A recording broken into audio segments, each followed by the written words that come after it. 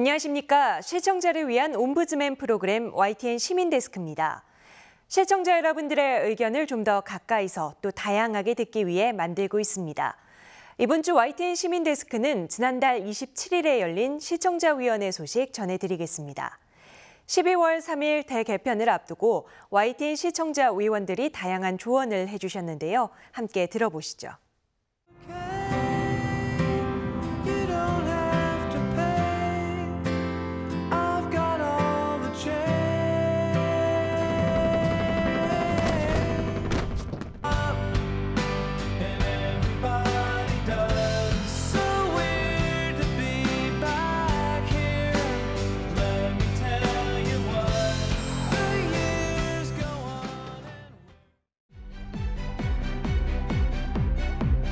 활기찬 아침, YTN과 함께 오늘을 시작합니다. 미리 보는 하루. 아침 종합 뉴스 굿모닝 YTN. 오전 11시 예리하고 명쾌한 시선으로 이슈를 분석하고 정리해드립니다. 정호엔 뉴스앤 이슈. 10년 만에 돌아왔습니다. 더 듣겠습니다. 더 보겠습니다. 더 뛰겠습니다. 진실의 한 발 더. 노종면의 더 뉴스. 가장 빠른 저녁 종합 뉴스 뉴스큐. 공정하고 친절한 뉴스로 찾아뵙겠습니다. 밤 10시에 만나는 심야 종합 뉴스 뉴스나이트. 하루의 모든 뉴스, 그 이면으로 한 걸음 더 들어갑니다. 새롭게 변화하는 YTN은 모든 시청자와 함께 호흡하며 진심을 다하겠습니다. 개편안을 마련하면서 그 슬로건을 이제 먼저 선정을 했습니다. 저희의 어떤 자세가 지금 담겨 있다고 이제 말씀드리시는데 어떻게 잘 전해졌는지 모르겠어요. 저희 진심이 전해지던가요? 슬로건이 일단 너무 좋습니다. 진실과 진심 그 두 단어를 넣어서 진실을 담겠습니다. 진실을 말하겠습니다. 진심을 다하겠습니다. 하여튼 정확한 거 문구는 표현이 안 되는데 진심과 진실이 너무 잘 정한 것 같아요. 칭찬해 주셨으니까 저의 자세를 한번 잘 담아보면 시청자도 같이 어떤 느낌을 받을 수 있을 거라는 이제 생각에서 저는 제작을 했고요. 메인 뉴스가 여기 5개가 있습니다.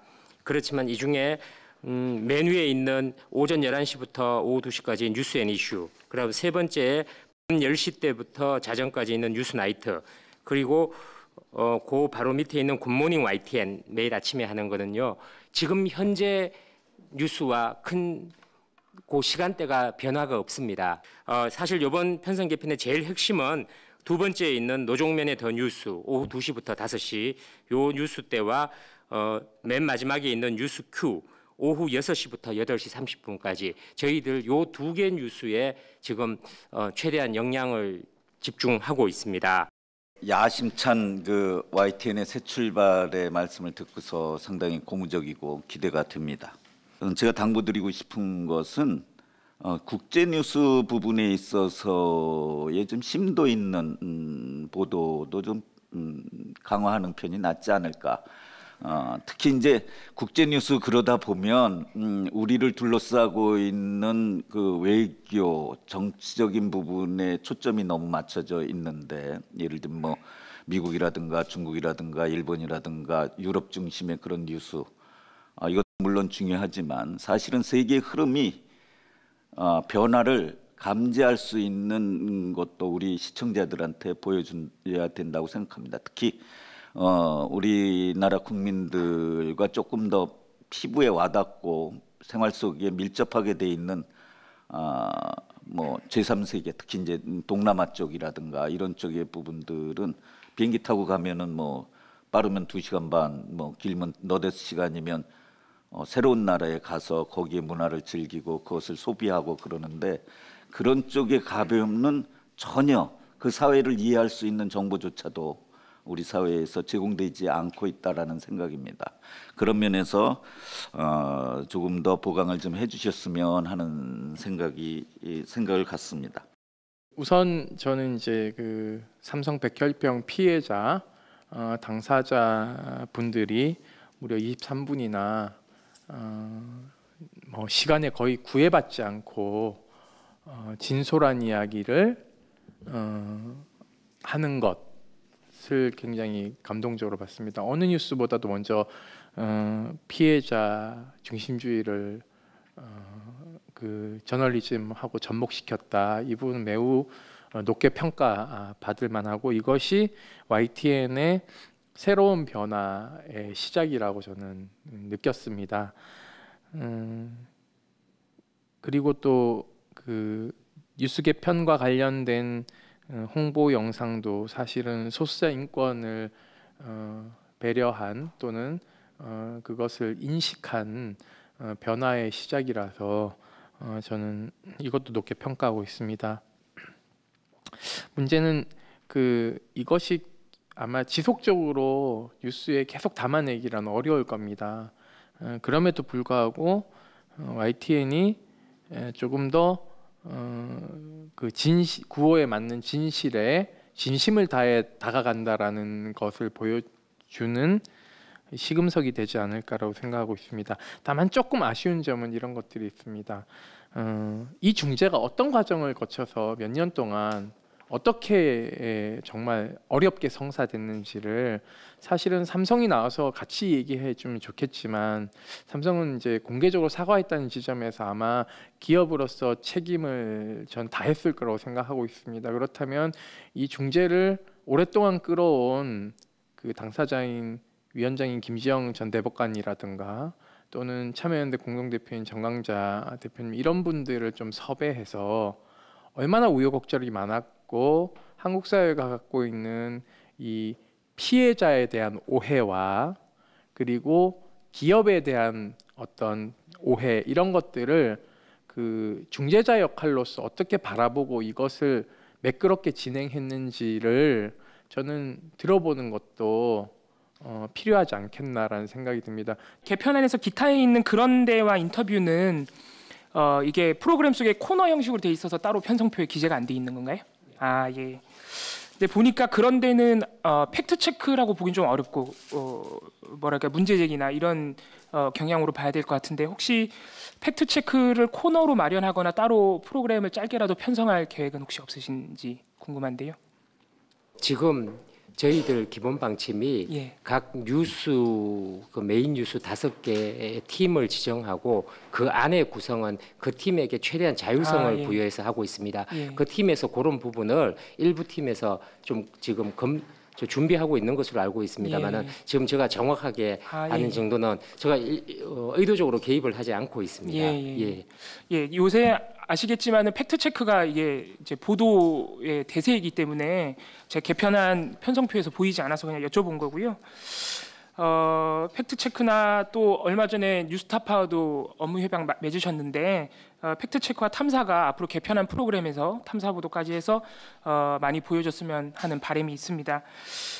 그리고 돌발 영상 부활도 굉장히 반가운데 사실 제가 지난달 회의 때 SNS 역량에 좀 집중해 주십사 YTN이 부족하지 않느냐 말씀드렸는데 이거 오늘 주신 답변서 보니까 YTN이 굉장히 구독자 수도 많고 유튜브에서 꽤 인기가 있더라고요. 좀 민망했는데 돌발 영상 같은 경우에도 이게 딱 SNS나 유튜브에서 아마 먹히기 좋은 콘텐츠라고 생각이 들어서 잘 만드셔서 SNS나 그 모바일 환경에서 잘 퍼질 수 있도록 신경 써주시길 부탁드리고요. 또 좀 생뚱맞은 뉴스가 하나 제 입장에서는 있었는데 그 1월 25일 날 국제 뉴스인데 중국 화약고인 신장에서 이제 이런 뉴스였습니다. 요 뉴스가 나오던 당시에 중국 관련해서 제일 핵심적인 이 이슈는 그 대만에서 치러진 지방선거였거든요. 그때 이제 중국에서 벗어나려고 하는 시도가 이제 국민들이 바라지 않는다는 게 제일 큰 뉴스였는데, 근데 갑자기 중국 소수민족의 독립운동이 제일 첨예한 지역인 신장에서 그쪽으로 이주해간 이 한족들과 아주 화목하게 잘 지낸다는 뉴스가 이렇게 나오는 거예요. 그러면서 초반 뉴스의 흐름이 6시 내 고향처럼 이렇게 쭉 흐르다가 갑자기 이 미국 전문가가 나와서 이거는 중국 정부의 어떤 의도가 담겨 있는 정치적인 거다. 이렇게 또 이렇게 코멘트를 하고 다시 6시 내 고향처럼 이렇게 화목하게 잘 지내는 모양을 만들다가 이렇게 뉴스가 딱 끝나더라고요. 그래서 저는 이 뉴스 자체도 약간 좀 뉴스의 흐름도 좀 의아했고, 지금 이 시점에서 이 얘기가 들어간 점도 좀 의아스러웠고, 이 뉴스 제작진들이 뉴스는 균형을 잡아야 된다, 어디 한쪽에 치우치지 않고, 좀 이런 좀 기계적인 균형감의 원칙이 있으셔서 그런 건가 하는 이런 생각도 들었는데요. 이제 뭐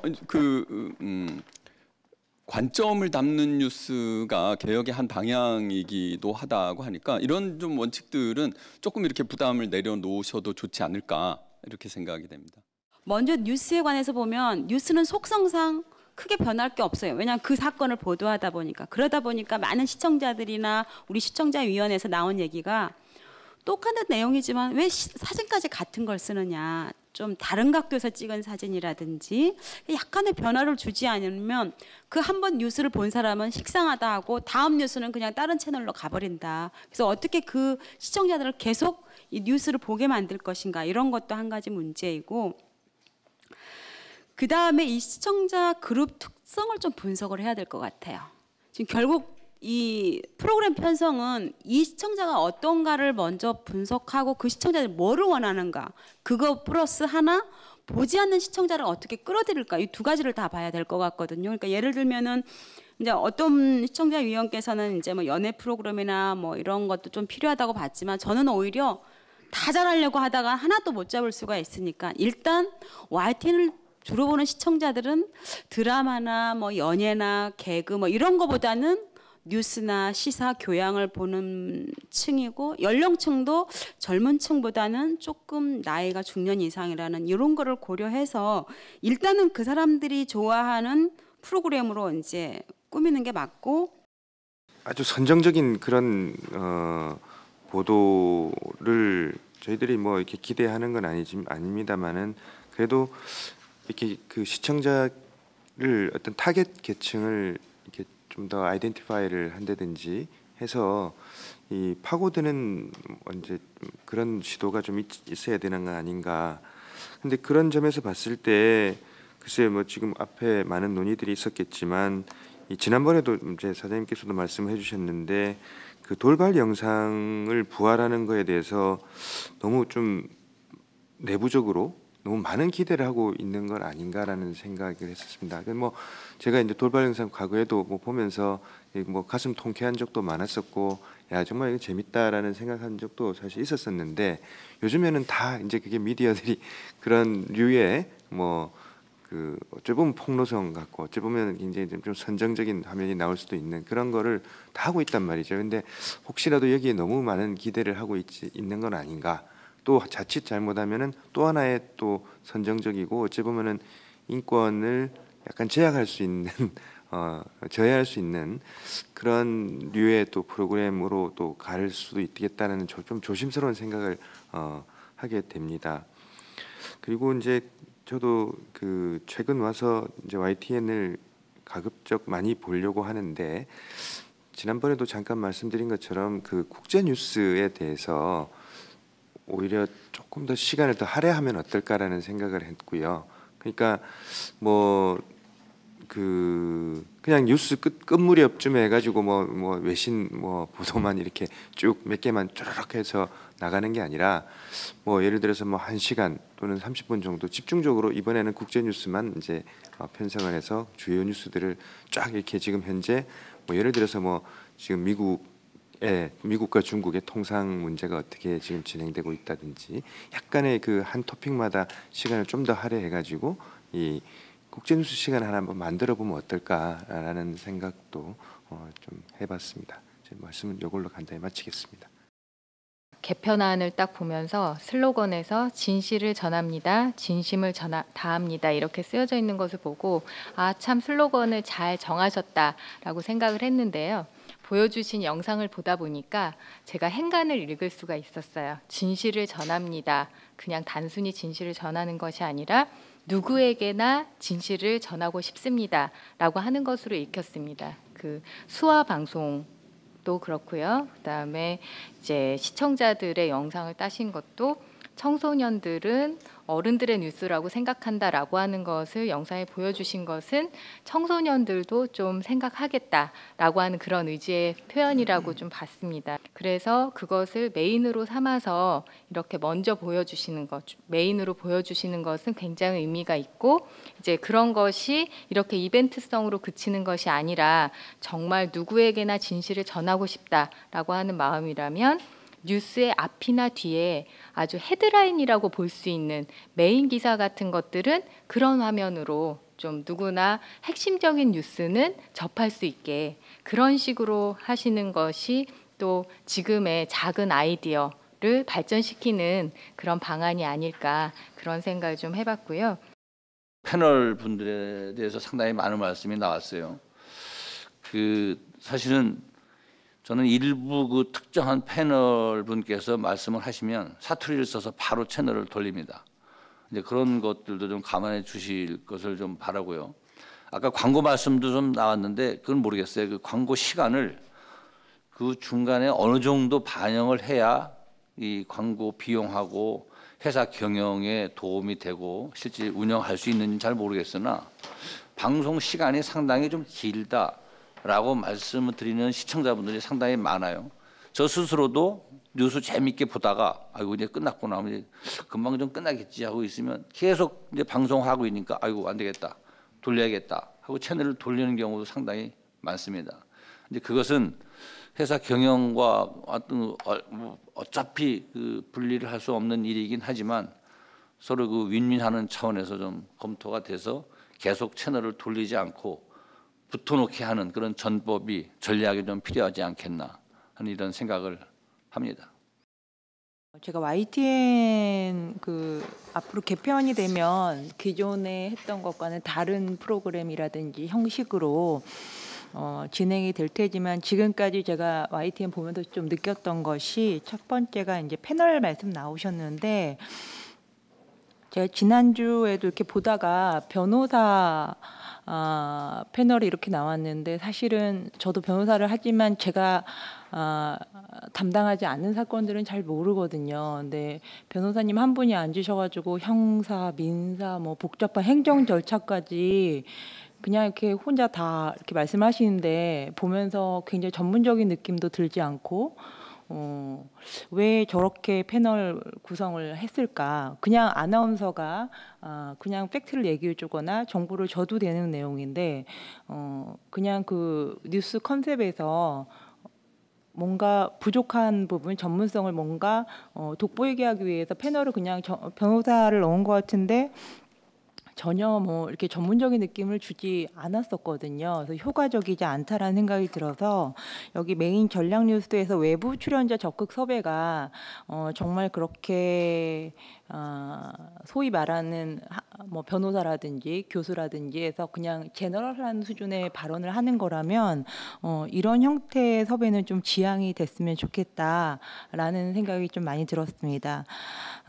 오히려 그 외부 출연자는 기존의 뉴스에서 그 스피커를 받을 수 없었던 사회적 약자라든지 그런 분들을 좀 많이 보강해서 출연을 시키고 이 사회적으로 어떤 중요한 모멘텀을 좀 만들어가는 그런 역할을 했으면 좋겠다는 생각이 들고요. YTN을 포함해서 우리나라의 많은 방송에서 이게 뉴스들이 어떻게 보면은 그 테이블과 그 앵커와 어떤 그 카메라의 위치 이런 것들이 거의 100% 다 똑같은 것 같습니다. 그리고 방송마다 똑같고 그 방송국 내부에서의 그 프로그램마다 똑같고, 그러니까 너무 그게 가장 물론 안정적인 어떤 그 배치이기 때문에 그럴 수 있다. 그거는 이제 이해를 합니다. 근데 이 그 미디어 환경이 많이 변했잖아요. 앞서서 다른 위원님들 말씀하셨다시피 지금은 소위 말해서 그 기존 그 전통적 의미에서 방송국만 있는 것도 아니고 1인 방송들도 굉장히 영향력 있는 사실 1인 방송들도 있지 않습니까? 그런 세상에서 굉장한 어떤 그 뭐라고 할까요? 그 변화를 추구하면서 다른 모색을 해야 되는 그런 고민이 많이 있어야 된다고 생각을 합니다. 외국의 어떤 한 방송의 경우 예를 들자면 그 패널들이 들어오고 나가고 와서 기술적으로 이제 마이크를 달고 무슨 이런 과정을 그대로 다 보여줍니다. 그리고 앵커가 그 자리에 가만히 앉아 있는 것만이 아니라 그 카메라로 이동을 했다가 다시 돌아왔다가 경우에 따라서 말이죠. 이런 식의 많은 어떤 변화에 대한 고민 이런 것들 한번 해보시면 어떨까라고 하는 제안을 한번 같이 드려봅니다. 지금 이런 편성 개편 관련해서는 앞으로 뭐 저희들에게 이런 말씀을 주실 때는 FM이나 사이언스 채널도 같이 좀 주셨으면 좋겠다. 그래서 그 부분들이 좀 늘 소외되지 않고 그 부분도 굉장히 중요한 채널이니까 꼭 말씀을 좀 해주셨으면 좋겠다. 뭐 조금 더 욕심을 부리자면 뭐 사이언스는 지금 외부에서 지원을 받아서 움직이는 거지만 라디오 같은 게 FM 같은 경우는 어떤 발전 계획이나 로드맵을 가지고 있는데 늘 궁금했어요. 그래서 YTN이 FM을 가지고 있다는 사실은 FM이 수익 구조가 아니고 보도를 새롭게 하는 방식이나 트레이닝하는 데나 굉장히 좋은 수단인데 지금 좀 정체성도 좀 흐린 것 같고 그래서 늘 궁금했습니다. 그래서 그 부분을 좀 앞으로 말씀해 주시고 보고도 한번 해주셨으면 좋겠다.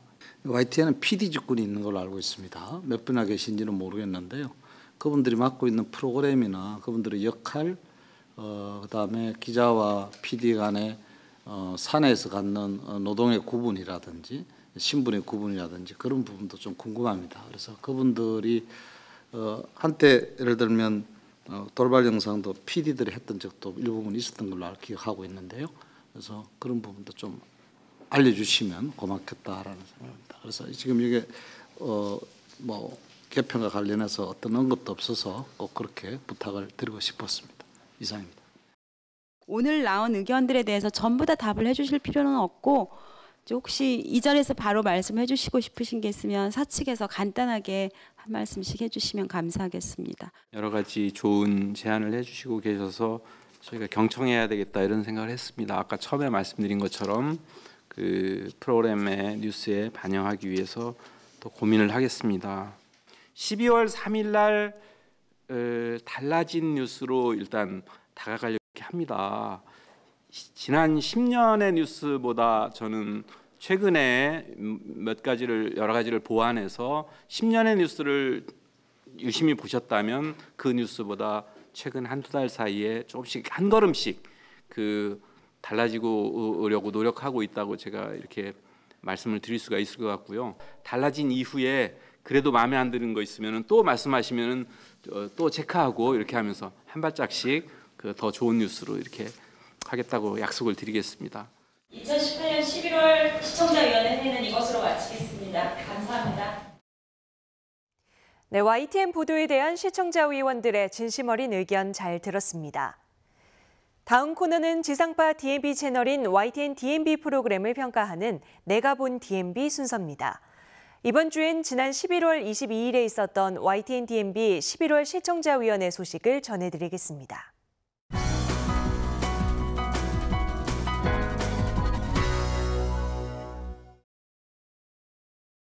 아침 뉴스에서 제가 관심 있게 봤던 부분이 26일 날 방송을 했었고 27일 아침에 방송했던 그 가정폭력 사건. 차라리 아빠가 없었으면 악몽 같던 25년 그 부분이 있었는데요. 저는 일단은 반가웠습니다. 이유는 그냥 사건 사고로 전달하는 것이 아니라 그걸 좀 종합해서 피해자 의견도 들어보고 그 가정폭력이 얼마나 그 제도적으로 허술한지를 잘 말씀을 해주셨는데 그 허술함을 나타내는 뭐 통계나 이런 것이 너무 조금 좀 수박 겉핥기식이 아니었나라는 생각이 들어서요. 그러니까 구속률도 중요하지만 저는 경찰이 1차적으로 얼마나 차단하는지에 대한 그 비율이나 또 구속률이 중요한 게 아니라 구속해서 얼마나 처벌을 받는지 그다음에 그 검사 단계에서 이제 상담부 조건으로 해서 기소유예를 해버리는 사례가 많거든요. 그러니까 그런 식의 비율을 해서 실제로 처벌이 많이 이루어지고 있지 않다라는 부분까지 좀 해주셨으면. YTN은 약간 전반적인 내용을 설명해 주시는 건 좋지만 약간 중요 포인트를 조금 캐치하기가 좀 어려웠던 것 같아요. 그러다 보고 뉴스가 꼭 자극적이어야 되는 건 아니지만 조금 약간 긴박하고 좀 급박한 뉴스 이슈라면 앵커분들이나 기자님들의 좀 그런 멘트도 좀 그랬으면 좋겠는데 너무 뉴스 분위기랑은 조금 상반되다 보니까 이게 좀 공감도 필요한 거잖아요. 그래서 저희가 막 이렇게 돌아다니면서 듣다가 아 이거 되게 중요한 뉴스인가 보다 이렇게 딱 올 수 있게끔 해줘야 되는데 조금 서술이 좀 평온하셨던 것도 있고, 그러니까 예를 들어 PC방 김성수 같은 경우도 아까 말씀드린 사례호도 그런 부분들이 있었던 것 같고요. 그리고 이수혁 폭행 사건 같은 경우도 아무래도 여성 혐오로 처음에 갔다가 근데 그게 사실이 아니다라고 이렇게 밝혀지는 과정을 조금 더 집중해서 보여주면 좋겠는데 약간 사건이 좀 나열되는 것 같은 그런 느낌이 좀 있었고요. 우선 헤드라인 뉴스에서 수능 시험 뉴스로 이제 시작을 하더라고요. 아무래도 학생들이 미성년자가 있긴 하지만 재수생도 많고 성인의 비율이 높아진 건 사실이에요. 그런데 수능 시험에 관한 첫 번째 안내로 이제 전자담배, 블루투스 이어폰, 전자장치 금지 뭐 이런 걸 먼저 설명한 건 다소 이상했습니다. 그 부분 좀 어색한 느낌을 받았고요. 다음으로 이제 날씨와 미세먼지에 대해서 이제 말씀을 하셨는데 사실 요새는 사람들이 굉장히 여기에 관심이 많고 뉴스에서 이거를 아하 그렇구나 하고 접할 만큼 별로 생소한 정보가 아니에요. 그리고 스마트폰 어플에서도 미세먼지와 초미세먼지 정도는 구별해서 이미 사람들이 정보를 받아들이고 있기 때문에 뉴스에서도 이 정도는 나누어서 안내했으면 어땠을까. 그냥 퉁쳐서 미세먼지 이러기보다는. 그 예산 심사 주제에서는 어떤 경제부총리의 야당 방문 등 어떤 시간 분배의 부족으로 인해 어떤 충분한 설명 없이 한국 GM 노사 갈등 주제로 바로 넘어가는 부분이 좀 아쉬웠던 부분인 것 같습니다. 이번에 그 포항 시민의 지진 주제 부분 있지 않습니까? 그 부분은 1년 넘게 시간이 흘러가면 국민들에게 잊혀질 수 있으나 피해 입은 시민들 인터뷰 등 다시 한번 국민들에게 관심을 가질 수 있는 계기가 되지 않았나 생각이 듭니다. 이 부분은 굉장히 좋은 어떤 주제인 것 같습니다. 16일자 뉴스를 이제 전문적으로 봤는데요. 이제 입시 관련해서 전체 구조 짧지만 전체 구조가 잘 설명이 지금 되었습니다. 그래서 첫 번째는 이 내용을 이제 이 주변 환경을 이제 말하고 그다음에 거기에 대한 깊은 내용을 학생 인터뷰를 통해서 전체적인 이제 어려움의 정도를 이해할 수 정도로 그렇게 이야기하고, 세 번째는 그래서 이렇게 하면 좋겠다라는 아주 전형적인 어떤 구조로 굉장히 짧은 시간 안에 현 입시에 대한 상황을 이제 이해할 수 있는 그런 구조로 아주 잘 이제 설명이 되었습니다. 우리가 이 시각 보도, 그러면 이 시각 보도국의 현재 리얼타임에 뭐 긴박하게 돌아가는 어떤 모습을 보여준다는 건지, 아니면 지금 보도국으로 들어오는 어떤 뉴스들을 뭐 간추린다든지, 하여간 이 시각 보도국 그러면 느낌이 좀 굉장히 리얼한 느낌이 드는데 실제는 그냥 간추린 뉴스, 간단하게 앵커가 그냥 몇 가지 뉴스들을 쭉 설명해주고 지나가는 그런 거였다. 코너 이름에 대해서 한번 고민해보라 말씀을 드리고 싶고, 금방 우리 김소월 의원님이 언급했듯이 중점 뉴스 그러면 선입관이 굉장히 어떤 중요한 뉴스를 선정을 해서 기획 취재를 했거나 뭐 심층 취재를 해서 좀 이렇게 좀 깊이 파헤치겠구나 이런 느낌을 갖고 있었는데 막상 보니까 그 앞에 했던 다른 뉴스들 리포트한 거가 큰 차이가 없더라. YTN 시민데스크는 시청자 여러분의 참여로 만들어지고 있습니다. YTN 홈페이지 시청자 의견 코너에 글을 남겨주시면 더 정확하고 공정한 방송을 만드는 데 반영하겠습니다. 이번 주 순서는 여기서 마치겠습니다. 고맙습니다.